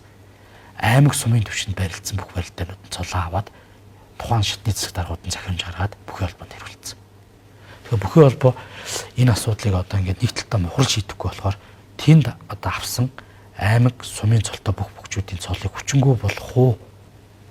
Эсвэл одоо хүлээн зөвшөөрөх гэдэг тийм том бас нэг хууль эрх зүйн шахалтанд орчод байгаа юм байна. Тэгээ би энэ дагаж мөрдөх журмын хуулийг л одоо тодруулж за нэг удаа энэ асуудлуудаа шийдээд бүхий холбооны саналыг үндэслэн баяр наадмын зохион байгуулалтаараа санал одоо уламжлалын ерөнхийлөгч танд нэг удаа шийдвэрлэе гэдэг зөв тодруулгыг хийж өгч байгаа. Би бас шинээр санаачлаад байгаа зүйл биш. Энэ шийдэгдсэн байсан юмыг л тодруулж өгч байгаа. За тэгээ ямар бүхэх вэ нэхэр би өчтөр бас овгийг нь байнгын орон дээр буруулсан мэлээ. Сунмын Эрхэм баяр гэдэг начин байгаа. Говьолтой аймгийн Тонхил сумын. За энэ хүн бол одоо 1987 оны Бүхартны спиртгадын 33 тойргийн бэлдээнээс 29 даваад тухайн үеийн одоо явж ирсэн дүрм журм одоо жишгийн дагуу бол заан залны болцол хангацсан тэгээ авч чаддаг баг. Өргөдлөө өөрөө гараад амьд зэрүүн бич байгаа. Ийм л одоо очирдод. Өөрөглөх юм бол Монгол Улсын үндсэн хууль засны дах өргөдөл хөндлөг гаргаа яваад байгаа байхгүй. Ийм хүмүүс бид нар бас үнэлтэд хариу өгсөн шүү дээ. За дараагийн нэг хүнийг яг хуу Бунцгийн сухад тагсан байна. Энэ Бунцгийн сухад тагсан амьд зэрүүндээ бас өргөдлөө гаргасан. Би одоо бусад хүмүүс маань бити барьцаасаа гэж бодож байгаа. Нийт одоо ер нь цолоо аваагүй ч юм уу хэлбэгцэн явахаар ирээдүйн асуудал байдаг байхгүй. Ардын өвсгөлийн ойн жилүүдэд. Тэгэхээр бас хууль гаргаж Монгол бүхий түүхийг бас шууд ингээ өөрчилж болохгүй. Энэ хүмүүс ч юм бол амьд зэрүүн бөгөөд факта тооцоолъя гэдээ яваад байгаа хүмүүс байхгүй. Тэгээ Бунцгийн сухад тагсан бол энэ амьд зэрүүндээ бүхий холбоо өнтертэй хандж исэн арга ирэн ч гэсэн одоо бас дараа нь захиргааны шүүхт хандаа явж исэн ийм зүйл байгаа. За ингээ усын арслан цул авах болцоотой Баянгор аймгийн Баян сум яриад ийм хүн байж гэн. За Одвогийн Балжным авраг байдаг. За Одвогийн Балжным авраг жишээ 89 онд арслан цулны үнэлэх авсан юм бэл. Үзүүрлээд. Тэгсэн чинь маргааш нь буцаа авраг авсан. За 70 жилийн ойгоор Бунцгийн сухад тагсантай барилдаад төрүүлсэн. За тэгээд дараа нь 1994 онд бас 760 за биес тоог нь 64 баха. 64 бүх барилдаад 9 давж үзүүлсэн юм бэл. 9 давсан байгаа байхгүй бас. Тэгээд одоо энэ амжилтууд маань тооцогдохгүй ингээ бас яваад идэм аа гэж. За ийм одоо нэг бас хүсэл тавиад байдаг. За дараагийн нэг наадам болохоор өндөр гэгээний одоо мэлмийн нээсний 360 жилийн ог засгийн газрын тогтоолоор 1994 онд тэмдэглээд тухайн үед бас тэр наадам шүүгэрсэн хүмүүс цол олгоод одоо ингээд цол олгоод янгот нь намар нь тухайн жилийнхаа намар нь очиод 2 сарын дараа цолоод ураг авцсан бил. Тэгээ одоо ингээд амьд зэрэг үлдсэн одоо ингээд Ширнэнгийн Батуйг начин байна. Өөр ангаа хужирцсан усын цаан цол авах болцоотой Чойж амцын Батуя гэдэг аймгийн арслан байт юм байна. Өөр ангаа аймгийн Баянгол сум усын начин авах болцоо боломжтой. За ингээд цаашаа явахаар одоо Баянмөнхийн ган тогтох гэдэг усын арслангийн болцлыг яг мөнгө эрт арслангийн үзүүлж ирсэн цолон төрсэн амжилтыг жишиж авах болцоотой гэж үзэж байгаа юм байна. Мөнгө эрт арслан 3 үзүрлээд 3 үзэрсэн амжилтаар нь усын арслан цол өгч ирсэн юм байна. Баянмөнх ган тогтох гардын хувьд бол одоо бас 3 удаа ингээ үзүүлчихэд байж байгаа. За яг зүгээр энэ Долгор сүнгийн сумын язар аврагч гэсэн энэ донд нэгний явд юм бэл. Гэхдээ ийм хүсэлтийн тэр гаргаж байгаагүй. Зүгээр бүхий холбоо амжилт бол үзүүлсэн гэдэг 4 удаа үзүүлсэн. Энэ амжилтыг нь тооцох юм бол бас одоо мөнгө эрт арсланч байд юм уу? Ган тогтох гардынхтай ингээд үзэх юм бол сумын язар авраг бас арслан цолтой барилдаад бас 2006 оны наадамтай бас ямар цолон чүрх байсан болцоо байсан юм бэл. За ингээд ерөөсөө энэ бүгчүүдийн араас одоо Батүлзийн нарын 21 оны наадам багтах. Батүлзий, Ууганбаяр, Батчулуун, Довчинсэнбэ, Инх хамглан, за Батцайхан, Адья, Уртнасан, Мөнхбаатар, Хадбаатар гэдэг. Ийм одоо хүмүүсүүдийн асуудал зүгээр ингээ бүхий холбоо бас өргөдөл гомдлолоод энэ дагж мөрдөгч урмын хуулийн хүрээнд асуудлууд ингээ тавьдаг. Энэ хууль батлагдсны дараа өргөдлөх гэсэн юм бэл. Тэгээ би зүгээр энийг нэг талд нь хуралж ийл гэсэн ийм л бодлоор. Энэ 17 бүхний нэр байна шүү дээ. Эндээс нөгөө хамгийн их анхаарал татж байгаа нь за тэр тэгшоог бол дэмжиж байгаа. За хэрвээ тэгж шаардлагатай манай бүхчүүд маань нэг талтай яг нөгөө хэд ойрхон том цолтой бүхчүүд тодорхой гээд байна. Энэ нөгөө амжилт нь жоохон эргээр бус эсрэгээр нөлөөлөх ёстой юм шүү. Нөлөөлөх юм шүү гэдэг зүйлийг ярьдаг юм лээ. За энэ ингээд бүхий холбоо юмнуудаас шийдэл гарна гэж. Энэ бүхний нэрс нөгөө хамгийн их анхаарал татдаг юм л дээ. Тэр чинь цол ахин, нэрэн бахин. За хууль батлагдсны дараа дагж мөрдөх хугацаагаа ер нь хэзээнээс гэж бодож байна. Яг ердийн журмал тавьсан. Баяр наадмын хууль батлагдвал энэ батлагдана шүү дээ. Тэгэхээр бас олон нийт болон бас энэ бол зүгээр усын хурлаар одоохондоо хилцэгсгэн шийдэгдэг баг. Хилцэгсгээ шийдээд эсвэл энэ дээрээс одоо хас залруулах тоддох зүйл болно. Бүрийн хэрхэн байж байгаа байхгүй. Би бол зүгээр хууль санаагчлалын бүрийн хэрэг өрөнд. Тэгээ хүмүүс намайг бас хийх ажилгүй юм л гэдэг. Яг нэгэнт энэ баяр наадмын харилцаа хуулиар зохицуулж байгаа учраас энд гарч байгаа харилцаануудыг засч өгөхөөсөр аргагүй болол хуулийн төслийн санаачлаа явж байгаа. Хаврын жуулганд батлагдлаа гэж бодоход наадмаар энэ бүхчүүд маань цолоо аваад барилдах боломж. Яг одоо тэрийг би шууд хэлж чадахгүй байна. Бас энэ хуулийг батлах бүрийн эрх нь улсын хурлд байна. Батлааг бол одоо хуулийг яаж хэрэгжүүлэх асуудал бас улсын хурл эвгүй зааж өгөх юм. Ийм л одоо байдалтай байна. Энэ 17 бүхний нэрс ингээ гарч ирж байна. Энэ ингээ зарим нь өргөдлөө өгсөн, зарим нь өргөдлөө өгөөгээд тайлж байгаа шиг. Энэ ингээ маш олон бүхчүүд байт юм байл ш. Та сая 90 гаруй гэдэг уртчих бол одоо тухайн ардын хувьсгалын жилийн үед төрүүлсэн хэрнээ одоо янз бүрийн асуудалд ороод цолоо авч чадаагүй бүхчүүд байт юм байлээ. Тэр хүмүүсийнх нь нөгөө гүнтгэлийн барилдаан болж хат бүхий холбоо аврах цолыг олгохын зүйтэй гэл одоо лав гарслан тулдыг л одоо нэг батламж юм өгч лээсэн юм билээ. Энэ хүмүүс чинь ингээд миний нэр орсон байна. За манай өвөгийн ч юм уу, манай аавын гэл ийм асуудлууд ярихаар яагаад ч яг энэ удаагийн би зүгээр нэг бас ойлгосоо л гэж хүсэж байгаа. Энэ дандаа амьд зэрүүн байгаа хүмүүс байгаа байхгүй. Өөрийнхөө асуудлыг яриа явах. Сумын язар аврагыг би хэлсэн шүү дээ. Шинэ юм хандаагүй. Тэгэхдээ энэ хууль дээр өөрөө одоо энэ асуудлаараа хүсэлт гаргасан эсвэл аргаар нь хүсэлт гаргасан тохиолдол. Энд одоо бурхан бас нэг л хүн байгаа. Бонцгийн сүхт тагсан. Тэгэхдээ бонцгийн сүхт тагсан өөрөө амьд зэрүүн багтаа өөрөө биечилж энэ асуудлаа хандсан байхгүй. Ийм л одоо ялгаатай. Тэгээ би бас энэ хүнтэй бол нэг тийм барьцаж янз бүрийн хүмүүс одоо гарч ирэхгүй байх л гэж би бодож байгаа. Яг нарийн ярих юм бол ирээдүйн асуудал үүдэг. Би нэг 2022 онд бас баяр наадмын хуулийг шинжлэн хариулах гэж байхдаа бүхий холбоотой судалгааг нэг явсан. Одоо ингээл мөнгөн мөртийн чимэд за ингээл одоо хөвсгөл завхны бас аваргуудын асуудал байдаг. Тухайн үед лам хавраг, лам хуурга байсан. За эсвэл одоо ажил хийж исэн, ажил эрхэлж исэн тэр зүйлээсээ ч гэх юм уу. Ийм зүйлүүдээсээ болоод явдаг одоо асуудал байсан. За зарим тохиолдлууд бас нөхөө дараа нь олгож исэн тохиолдол ардын хөвсгөлийн ойн жилүүд байсан юм бэл. Жишээ нь Баянгор аймгийн нэг Арслангийн түүхийг би сонсч байсан. Одоо нэрний цагтаар орж ирдэг уучлаарай. Тухайн үед бас одоо амжилтаараа үзвэл Арслан цул авах байсан чинь өвөөгөө явуулсан. Дараа нь Цэдэнбал дарга өөрийн биеэр одоо Баянгор аймагт ажиллаж байх хувцастай тухайн одоо бүхтөө уулзаад нөгөө бүх нутгийнхан шаардсан юм л. Ягаад манай одоо аймгийн бүх энэ цулаа авч болтгүй юм бэ гэдэг. Тэгээ баяр наадамд хүрэлцэн өрөөд ирээчээ гэдэг.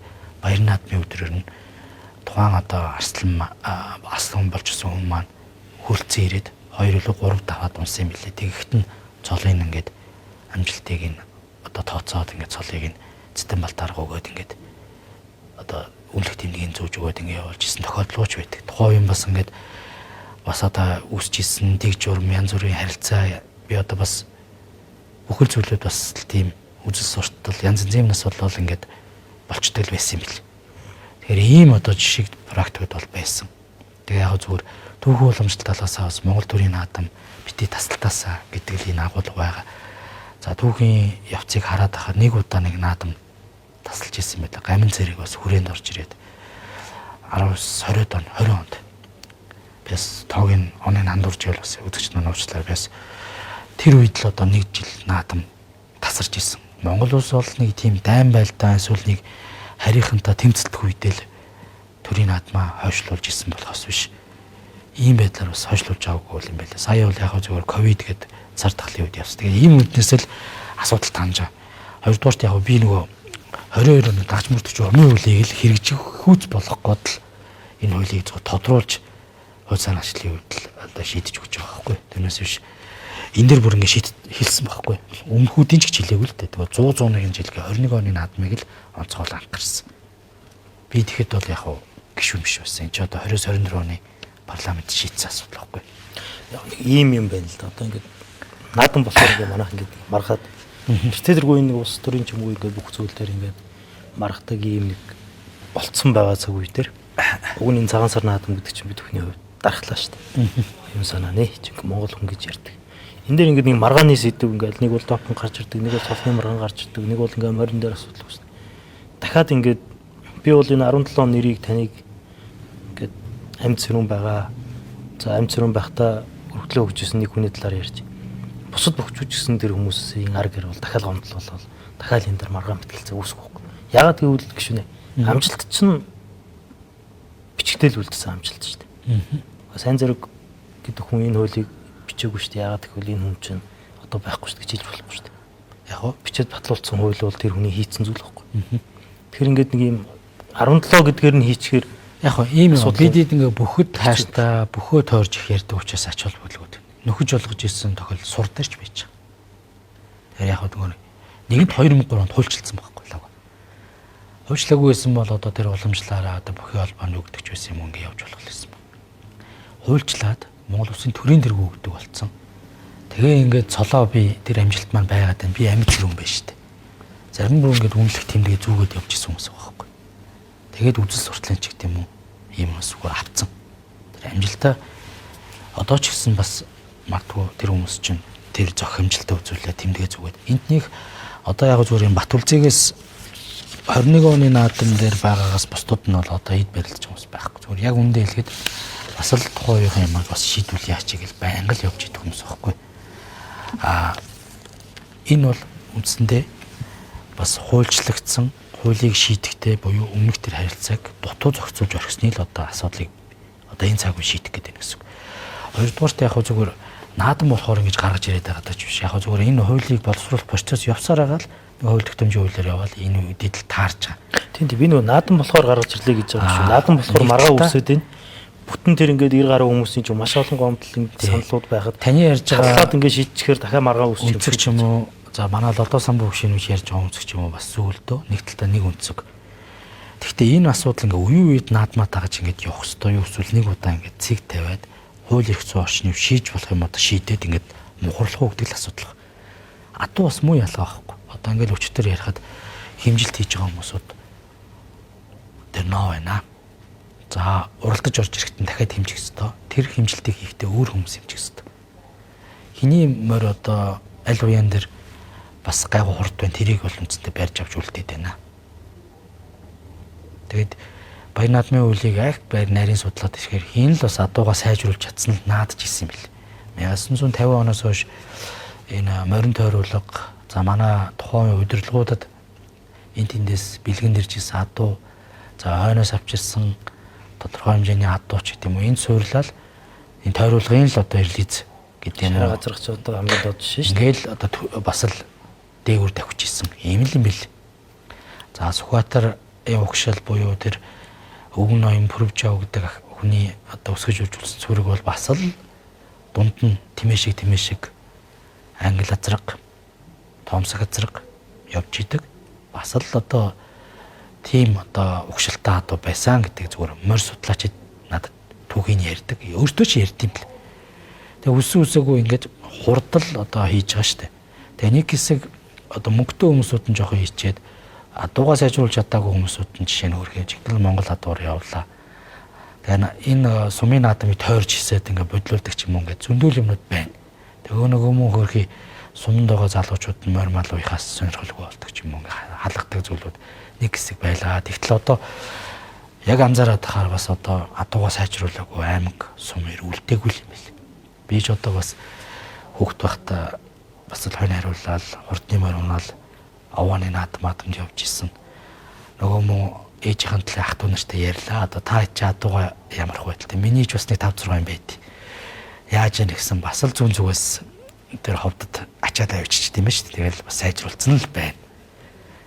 Тэгэл одоо яг одоо ийм л нөхцөл байдалтай байд юм байна. Тэгээд нэгэд энэ спорт элемент орж ирээ дүрм журамтай тодорхой стандарт хэрэглүүр барьж одоо уралддаг, барилддаг, харамдаг энэ одоо асуудлыг хуульчилсан учраас ингээл хуулийн өрөөнд л асуудлыг ярья л гэж. Тэрнээс биш одоо ингээд наадам төгөхөөр л асуудал чи гэж гаргаж ирээд байгаа зүйл биш. Таны хуулийн энэ 2 дугаар зүйл дээр нь бас аймгийн ханаа төрчихж байна. Та уснаас аймгийн наадам дээр начин цол гэсний араас 6 давсан бүхэд харцаг цол олох тийм зүйл орж ирсэн. Тэр зүгээр техникийн хувьд ингээ орхигдсон байсан энэ зүйлүүдийг залруулж байгаа. За дараагийн зөв 3 дугаар зүйл дээр бас нэг зүйл байгаа. Тэр нь одоо сумын наадамд 64 хүртэл шүү. Хүртэл. Аймгийн наадам 128 хүртэл гэж байгааг би зөв 2 дахин өсгөж өгч байгаа. Аймагт бол 256 хүртэл. Суманд бол 128 хүртэл. Хүртэл гэх юм бол одоогийн ч гэсэн 128-аараа барилдуулж болно. Эсвэл бүртгүүлсэн тоогоороо байж болно. Гол асуудал юу вэ гэхээр энэ үндэсний бүхөөр хичээлж байгаа залуучуудад тоо ихсэн чинь одоо бэлтгэл сургалтаа хийж хагаад баяр наадамд зодтолж чадахгүй бүртгэлд энэ 128-да багтаж чадахгүй учраас хасагдчихад байгаа. Хасагдангууд бөөм бодлоо. Нөгөө наадам тэр чигтээ ингээл тэр авийн уур амьсгал эвдэрдэг. Хоёрдугаарт энэ өв соёлоороо хичээлжсэн залуучууд гомддог, шантардаг, хайдаг. Тэгэхээр энэ өв соёлоор хичээлж байгаа энэ спортоор хичээлж байгаа залуучууд өргөн дэлгэрэл байх ёстой шүү дээ. Энэ залуу насных нэг хүний амьдрал одоо энэ барилдсан барилдаагүй гэдэг амьдралын ингээд шийдэх гэдэг зүйл биш. Чи өөрхий ингээл өв соёлоороо бахархаал бас нэг одоо төрж өссөн ээж аавынхаа нутагт барилдаж хийчих гэдэг юм ингээл очичдаг. Тэгээд энэ тоо хязгаартай болоод өрөнгөт нэний цаана илэн далангуул яриа одоо авилал яваад эхэлсэн. Бүртгэлийн авилгал хураамж болсон. За энийг тодорхой зарим улсын цолтой бүгчүүд нь энэ бүртгэлийг мөнгөжүүлж байгаа сурагч байна. Мэдээлүүд нь ч ирсэн. Тэгээд ийм зүйлүүд байгаа учраас энийг нь одоо ингэж үндэсний өв соёл дээр хэнийг итгээд ашиг онжоо хийж болохгүй шүү дээ. Тэгээд барилдах сонирхолтой залуучууд барилдаг. За нэг талдаа ингээл цолны өмлөмж энэ залуучуудаас цол харамлаад. Тэгэхэд ингээд өвөр Монголд жишээ нь үндэсний энэ манай одоо бүгчүүд их очиж барилдаж байна. Одоо өвөр Монголын бас тодорхой ухсаатны тэр барилдаанууд дээр л 1024 барилдуулаад шүү дээ. Сүүлдээ өвөр Монгол бүхөрч ингээд бай шагнал нөсгдсөн манай бүгчүүд энтэх бас зарим зуны дэлгэр цагт болж байгаа ойнуудыг хаяа тийш явуулж шүү дээ. Тэгээд бид чинь ингээд өргөн дэлгэр гэд яг цолыг юунаас харамлаад байгааг ойлгохгүй. Өнөөдөр яг эд барилдаж байгаа дархаа авраггүй нэг л биш шүү дээ. Тийм амар үнэлэмж буураад хитэн гараараа дархаа авраг болчиход байгаа зүйл байгаа юм. Даяа авраг та тооцтой. Эд барилдаж байгаа даяа авраг байна уу? Аврагууд. За ингээд санжаа авраг маань барилдгаа болчлоо. Мөнхөт авраг. зарим наадамжаад өглөө заримд нь барилдахгүй байна. За ингээм бүрэн төгс хангаа ингээл байж штэ.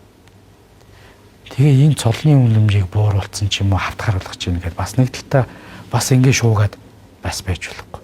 Аль болохоор л энэ үндэсний бөхөөрөө бас өргөн нэлэр хичээлдэг байх хэрэгтэй. Мэдээж бүгд ноён хариулт хүрч чадахгүй ч гэсэн сумандаа сайхан. Дараа нь тэгэл бас л энэ чинь үр хөвгтдээ яриа сууж хамт олондоо яриа сууж наадмаар яриа сууж сайхан л хууч яриа байдаг шүү дээ. Би нэг бас сумандаа тав таваад начин болж исэн юм аа энэ төр гэл ингээл сайхан л байдаг. Бүхийн холбоо бүгчүүд манд ер нь таны хуулийг дэмжиж байгаа. За би хууль тогтоомжийн тухай хууль заасны дагуу эрх ашиг нь хөндөгдөж байгаа мэргэжлийн холбооноос саналыг нь авсан. Энэ бүхий холбоо байж байгаа. Бүхий холбоо бол дэмжсэн санал өгсөн. За аваргуудын нэрмжит барилдаан дээр би очисон. Бас аваргуудад бас энэ одоо үндэсний спорт буюу бүхийн ноён өргөлд хүрж байгаа энэ аваргуудад бас танилцуулсан. За Батэрдаа аваргууд танилцуулсан. Яг зүгээр завсарлагаанаар бид нар нэг уулзалт өрөөдөг та. Тэнд ороод суугаад бас энийг хууч ирсэн. За Батэрдаа аварга, Хангаа аварга, Бацуура Дархаа аварга, Мөнхбат аварга, Сумын озер аварга. За өшөөчөн Балчинэм аварга. Энэ хүмүүс жишээ нь тэр өрөөнд байж хаад ингэ явсан. Жишээ нь Батэрдаа аварга бол эсвэргүүцээгүй дэмжсэн. Пэс Аасхот аварга Дархаа аварга байсан. Аасхот аварга дэмжсэн. Одоо ингээд их гомдолт хийд юм аа. Хүн өрн ингээд бас нэг юм авах юм аваагүй ч гэдэм минээс болоод аз юмдаа хайрдаг энэ сэтгэл зүй хүртэл нөлөөлөд дандаа тэр өнөө ингээд шаналж ингэж явдаг. Тэгээд одоо хэцүүлээд юм да гэдэг зүйлийг зүгээр ингээд бас энэ спортоор хичээлдэг хүмүүс бол хэлжлүүлээ. За Мөнхбат аварга бол нэг тийм тодорхой юм яриаггүй. Сонссон бас нэг тийм за зууж хичээлээгүй. За Хангаа аварга бол надаас бүр ам асуусан. Ингээд энэ явж байгаа чи өргөн барьж чадах юм уу? Ингээд Батүлзээ ч гэдэм үү энэ залуучуудын сэтгэл зүгээр тоглоо хайчих юм шиг үстэй гэдэг. Тэгээд энэ 22 онд уг шийдлээ гэдэг тааж мөрдөж өрмөн шиг байсан. Тэгээд шийдээгүй штэ л гэдэг иймэрхүү агуулгаар надаас чинь тулгаж асуусан мөр. Би одоо хууль тогтоомын дагуу өргөн барьнаа. Батлах хэсэг асуудыг чи би дангаар шийддэг юм аа гэл үнэл хэлсэн. За гих зэрэг ингээд аваргуудтай бол санс болцсон. За яг зүгээр сошиал муучлаар ганцны бүгчүүд би уулзах хүсэл тавьсан. Уулзаагүй энэ төргээ төрүүчээсээ гарч илээ. Би тэр жишээ нь аваргуудын нэрмжт барилдаан тэр сошиал дээр бичээд байгаа харцаа залууд найзалтаа битэр өсгөрөөдөө. Би уулзъя гэсэн. Өсгөрөөдөө бүхэн барилдаануудаа хичээл алга болцсон байхгүй. Тэгээ ингээд сошиал дээр өнөө бодол мэддэггүй. Одоо ч гэсэн ди парламенттэй нээлттэй авч ороо саналаа өгч болно шүү дээ. Тэг чи санал өх болцоо өгсөнгүй энэ төр гэл ингээл яг нэг иймэрхүү зүйлүүд байна. Тэгээ би яг зүгээр мэдээж энд бүгдийн 100% санал нийлүүлчихэд ороход хэцүү. Тэгээ аль болохоор л одоо хүртээмжтэй саналын сонсъё. Энэ эцэлчээг байхгүй. Тэгээ саналаа чөлөөтэй л хэлэг тэгээд шийдвэрлэх институт нь Улсын хурлын 126 гишүүн шүү дээ. Тэгэл би одоо ном журмын дагуу ингээд шийдээ явах хаа л гэж харж байгаа. Тэрнээс биш одоо би энийг шийдсэн яг өгөх гэж байна. Одоо ингэж өгөх ёстой гэж тулгаад байгаа зүйл биш. Энд чинь нэг үл нэгэн туйлшлагцсан харилцаан дээр нэг л хөлбрийг л дэвшүүлж оруулж штэ. Ийм л зүйл. За нэвтрүүлгийн маань цаг дуусчихсан. За би танаас нэг төгсгөлд нь би ерөөсөө улс төрийн асуулт асуусангүй. Нэг асуулт асуумаар санагдчих. За та бол тэр багт байсан. За дээрээс нь тэр хотын асуудлыг мэддэг байсан, оролцож явсан. За сая нэг юм хот дээр болоод өнгөрсөн улс төрийг би тантай ярьж амжсангүй л да. Эд хоногийн өмнө болсон зүйл. Та юу гэж харав? Одоо энэ цаашаага ингээд нийслэлийн намын дарга гэл явах байх л та. Би бол тэгж л харж байгаа. Яг одоо засаг дарга нийслэлийн захирагч гэдэг одоо энэ албан тушаалуудыг нийслэлийн засаг дарга, хотын захирагч хоёрыг нэг хүн хийж байгаа. За энэ одоо явж байгаагийн бас үр дагаврыг л харж байна. За одоогийн хууль тогтоомжийн өрөөнд бол ингээд ерхий сайд буюу дээд шатны засаг дарга нь асуудлуудыг шийдэх хэрэгтэй. Энэ өрөөнд шийдвэр гаргах учраас би одоо энэ дээр нэг тийм зүв буруу гэж тайлбар хэлмээргүй. Нэгэнт л одоо үндсэн хуулийн дэглэм юм, дэг журам юм, хууль тогтоомж юм. Мэдээж энэ дээр хүн хүний бас ойлголцох наан цаан юмнууд байсан баг. За хоёрдугаарт яг зүгээр би бас нэг зүйл байсан. Яг зүгээр энэ Нямбатар даргаар уг нь 28 онд л ажлын дүгнүүлчий даа гэж би зөв хувьдаа бодож ирсэн. За яг тэгээд ийм болцоо гарсангүй. Тэгээ шинэ бас удирдлага томилогдлоо.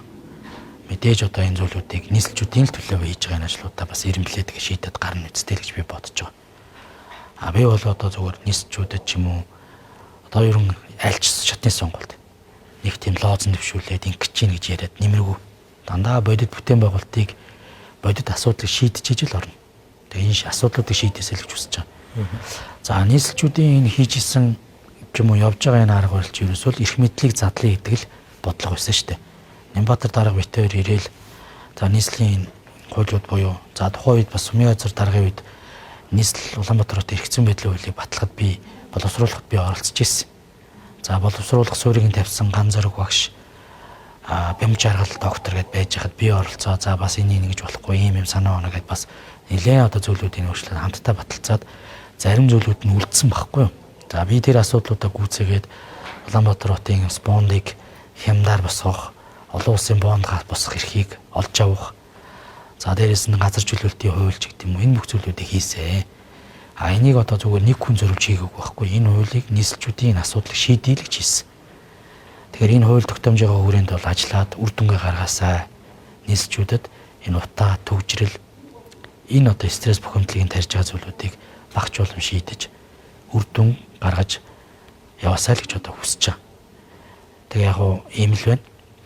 Тэгээд яг уу зөвхөн нийслэлийн ажлыг би нийслэлийн засаг даргын орлогч болоод бас ингээл албаагчтай уулзж яхад нэг тийм нэг байрны дээвэр засах, ус хоожж байгаа байрны засах, нэг лифт солих, за нэг жижиг хэдэн зуун метр зам засах, за нэг хүүхдийн тоглоомын талбай тогтоолох ч гэдэг юм уу иймэрхүү хүрээнд л байсан.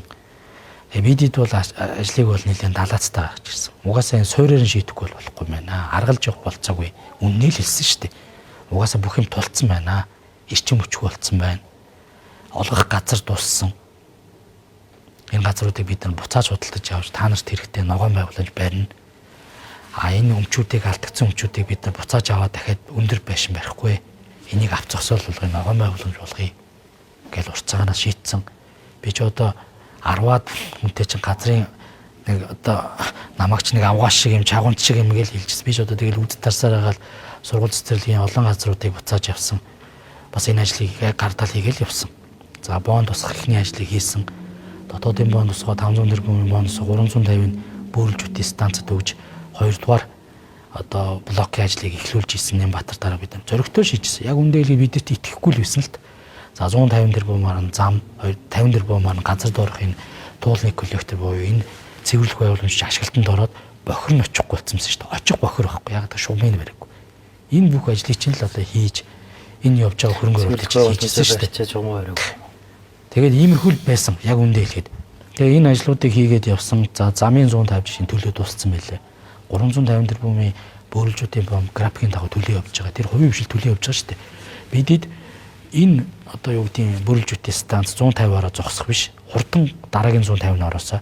Тэгээ бөөрөлжүүдийн төсөл хэрэгжүүлж байгаа компани. За яг одоо ингээл голомт гэл тойрол яриад байгаа. Хэрэгжүүлж байгаа нь тэднүр байсан шүү. Яг тэднүртээ бид нар тулгасан. За наад сүүлийн 3 дахь 4 дахь блокоо бүр хүчин чадлыг нэмээчээ. Ингээд одоо наатахаа бүр 600-аас дээшээ болдог бол ингээд 700 болгооч гэдэг л ингээд хүсэлтийг тавьж исэн. Ийм л зүйл байгаа. Тэгээ яг энэ олон асуудлууд байна. Тэгээд яг үндэ хэлэхэд одоо ингээд гудамж талбайгаар чөлөөтэй алхмаар байна гэсэн. Бидэд энийг давхар чулуун үйлдвэрлэгчдийн бизнесийг босгож ирээ гэдэг бодлоор явсан. Чулуун үйлдвэрлэгчдийг бүгдийг хүлээж аваад чулуугаа олборлохтой төслөл байхгүй болох шүү дээ. Бид нар зүсдэг технологийн хүртэл болгохын тулд тэр одоо жижиг дунд үйлдвэрлэл Батлан алтын сангаас нь бүх одоо бас нийслэл баталгаан энэ гаргаж байгаа зээлийн аваад тоног төхөөрөмжийг солиулаад одоо ингээд чулууны үйлдвэр төрүүчээсээ босч эхэлж штэ.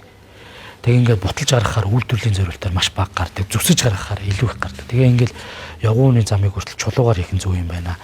Одоо сая нэг залуу хэлсэн л хэлээ.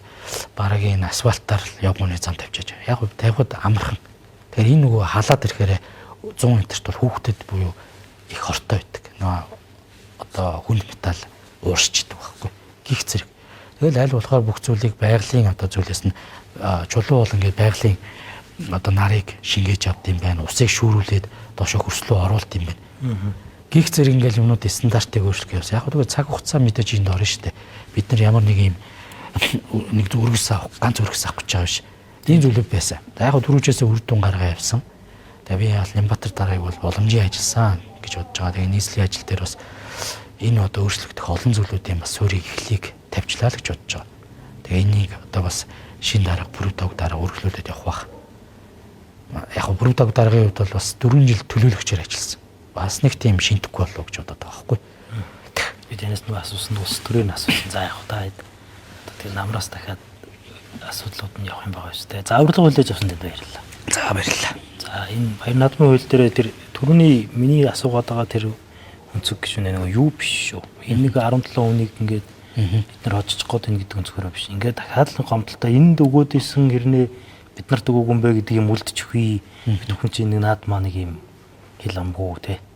Сайхан тэмдэглээд тэсээ нэг юм оюун санааныхаа дархлаагаа бий болгож аваад тэгээ ажил амьдрал руугаа ордог зүйл шүү дээ.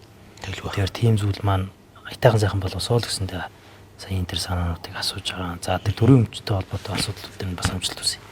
За тэгээ Баярлалаа. их хурл маань ажиллаа хийгээсээ яг үнэндээ. Харин тэ одоо хаврын чуулгандаа л миний одоо гол зорилго бол энэ төрийн өмчийн реформ болсон энэ төрийн өмч компани зүйлийг хий гэж байгаа.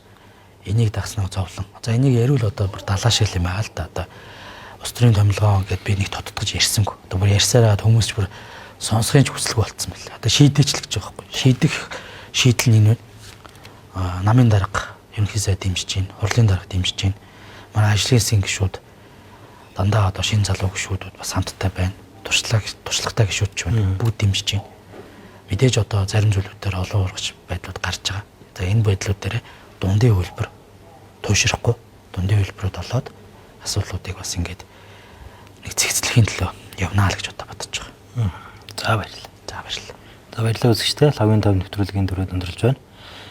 Улсын хурлын гишүүн Бүрүүжийн сайн зөрөгтэй студид. За энэ үндэсний баяр наадмын хуультай холбоотой зарим өөрчлөлт. За энэ төрийн өмчийн ажлын хэсэг энэ төрийн өмчийг яаж янзалж асуудлыг нь бид бүхэн одоо шийдэж цэгцэлж явах юм бэ гэдэг хүрээнд. За мөн энэ цэцтэр өрнөсөн эндцэн хуулийн асуудал ч юм уу. За энэ цэцтэр өрнөсөн зарим нэгэн шийдэлтэй холбоотой зүйлсийн талаар ярьслаа. Цаг үеийн асуудлаар эх 7 хоногийн лагын тав нэвтрүүлгээр эргээд уулзъя баяртай. Лагын тав нэвтрүүлэгтээ Хүнсний манлай үйлдвэр Хүнс групп, Хүнс комплекс, за хурдан бас хялбар агс даатгал хамтарч ажилласны дурдах таатай байна. За эх 7 хоногт эргээд уулзъя. Батулга над түмнийг өөмөнд самуунд ийм үйлдэл хадан чинээ би бас сансангүй. Ерөнхий сайдыг энийг ч нэр төвшүүлэхгүй. Төрлөө ойлтуулмааргүй. Төшөв рүү ойлтуулмаар болсоо байдаг ш. Бид нар хамтдаа ядах ёстой болохоос биш. Бид нар хамтдаа ядагдах ёсгүй. Тэрс үтэхэд би билээ.